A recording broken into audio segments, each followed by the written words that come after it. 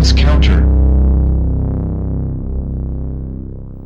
Yeah, I mean, I would say that this was a really big experiment that you guys put together, and a ballsy one, because not only did it require the logistics to pull it off, but it also required the upfront capital, to pull it off. So, I mean, hats off to you for having the balls and the resources to even try to do it, because most people were not in that position to do it. So now, you guys have taken some heat because there was a commercial that was run after the match, or after the last match of the 5-on-5 took place. A commercial was run a little too soon, but a lot of people are blaming you guys for that. But I would say that some of the blame also has to go to Twitch, because it wasn't made clear to you guys that sometimes you have to wait longer before running the ad. Yeah. Otherwise, some people, because what happens is if you're watching in faraway places, the ad will show up before the stream catches up. So you'll see the ad and the match is still going. Obviously, you guys aren't trying to run a commercial at the end of, to prevent people from seeing the end. Everybody, any reasonable person knows that. Yeah. It was really interesting. It wasn't too bad the first day, but for some reason, closer towards the end of the event, I think it had something to do with we started getting some complaints on that the stream was almost a minute behind. But the funny thing is that when you press the add button, it runs the same time throughout the world, like all at once. Right. So yeah, that's happened to me. Right. Yeah. So I think some of the people out there must have thought, oh, Lapchi or Canada Cup, they must have did it on purpose because we didn't buy the pay-per-view. I'm like, no, we didn't want to do that at all. It's just really unfortunate that it happened. But we were to blame. The only reason why is if we known earlier that we should have put more time in between. What we did was after a match finished, it would go into commercial, and right when commercial finished, we would tell the players go. And obviously that is not the best way to approach it. For next time, it's you got to make sure that there's nothing going on for a while. Yeah, it's unfortunate because I talked with Jared, who's the new community manager at Twitch, and he told me today that if Canada Cup would have happened 2 weeks from now, that problem would have been solved, because I guess that was something that they were working on. Yeah. But you were the guinea pig. That's unfortunate. You got to be the guinea pig for everything. I was also the guinea pig for the pay-per-view portion of it as well. Yeah, let's talk a little bit about that. Well, here's the thing. When you try something for the first time, never, ever hope for the best. Hey, we know all about that. Lapchi. So what happened was the pay-per-view portion, we were supposed to give HD. On top of that, we were supposed to make sure there are no ads involved. And whenever we played an ad, there was no ad.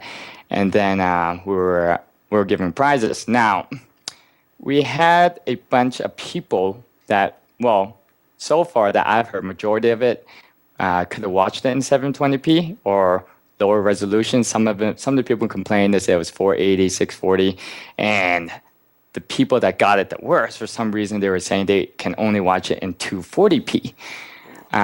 We didn't understand what was really going on. I went out of my way to get the best possible connection or upload speed to ensure that we can stream 720p. But unfortunately, when I was watching it at Vespa Arcade's computer, it looked like they were streaming it at 720p, but when it came out, it didn't really seem like it. It seemed more like a 480p. So I figured the only way I can really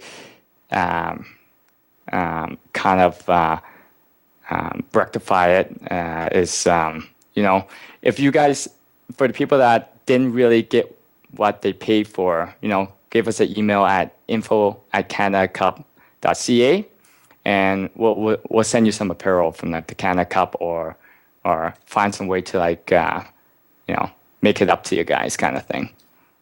Cool. That's good to know. So info@canada-cup.ca. Yes, that's right. And what was I going to say? No, I was just thinking about something. I forgot. All right. Well, okay, I remember now. Obviously. What are the plans for the future? I mean, you guys aren't giving up, are you? Giving up. This is just the beginning. No, we cannot give up. What doesn't kill you makes you stronger. You gotta learn from your mistakes. You gotta make it back to the community somehow, and make them happy. Yes. I mean, it's the only way. If we were to give up everything now, that would just how can we live with ourselves? Right. So no, we're gonna go back. We're gonna go strong, and we will continue to try to make the best entertainment possible, in the fighting game community. Great. Well, I'll definitely be there and support again. Yeah, for the absolutely. Next Canada Cup, because you always put together amazing work. Yeah, we are anxiously looking forward to Canada Cup 2012 or whatever else you got up your sleeve. So, for you guys watching at home, if you didn't get a chance to see Canada Cup live and didn't see the amazing 5-on-5 matches, spoiler alert, Japan won, but it was ridiculously close. Dang. You can go to twitch.tv/Canada Cup Gaming. And the entire archive is up in HD for you to watch, even if you didn't pay the $8.95. So, Lapchi, thank you for joining us here on Cross Counter Live.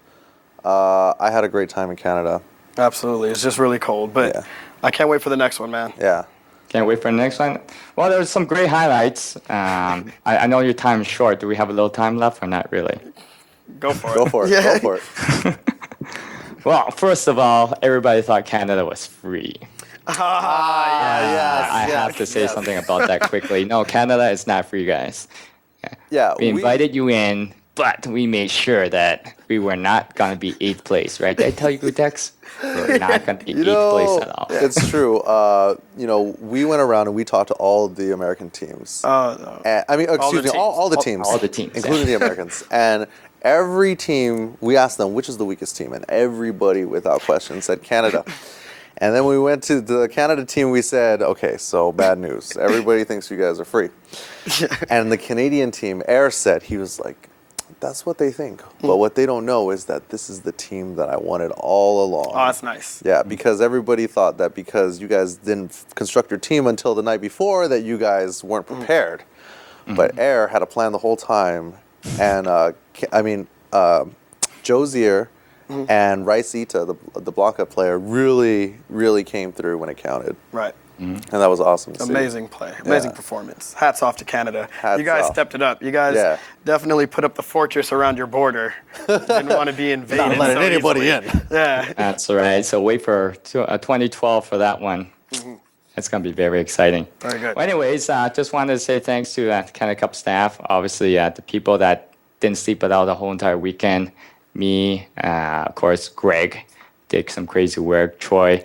Derek. I hope you guys enjoyed the after party with the band going. Did you guys miss that? Oh, we were there. We were there. We caught the tail end of it. But yeah, we saw Troy and Vanessa getting down. Cody? Yeah, Cody. Yeah. Very good stuff. It was awesome.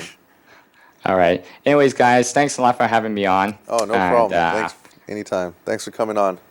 And we'll see you next year. All right. Thank you. See you next year, Lapchi. All right. So we are going to take a quick break, and we are going to be back with our special in-studio guest. We're bringing them from out of the control room, Ian Cofino. We'll be right back. Cross Counter.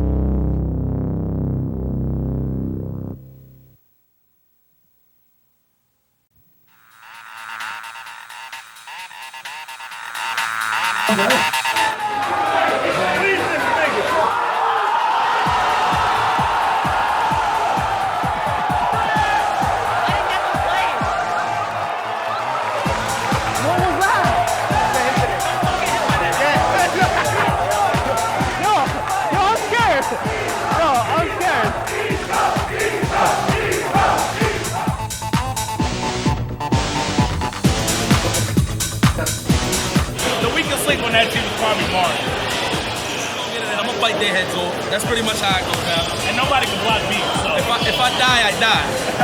Without struggle, there's no progress. And then I was gonna ask you how the team captain could possibly be the weakest link. You're Dr. Frankenstein, is what you're saying. You put him together. I put him together. You sewed I made him the monster he is right now, and I'm gonna dismantle him at the same time.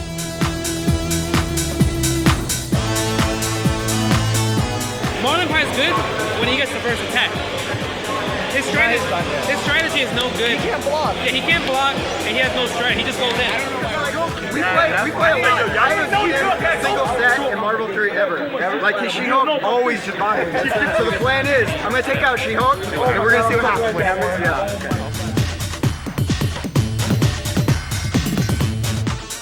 When he does the uppercut, EX uppercut, and FHC's core, he's always pressing buttons. Just so you know. Oh, I know that. That's how I killed him in Australia when we were playing. But if he does that and I EX the sidekick, I go over. The thing about this is, he can let Phoenix live and get to the level and let her get Dark Phoenix. He has the unblockable setup. Right. And we might just see it right now. Pretty much invented by Marlon Pie himself. Oh, that was sick. Here we go. Oh, it's over. Oh, activating. Champ, Phoenix cannot do absolutely nothing about that.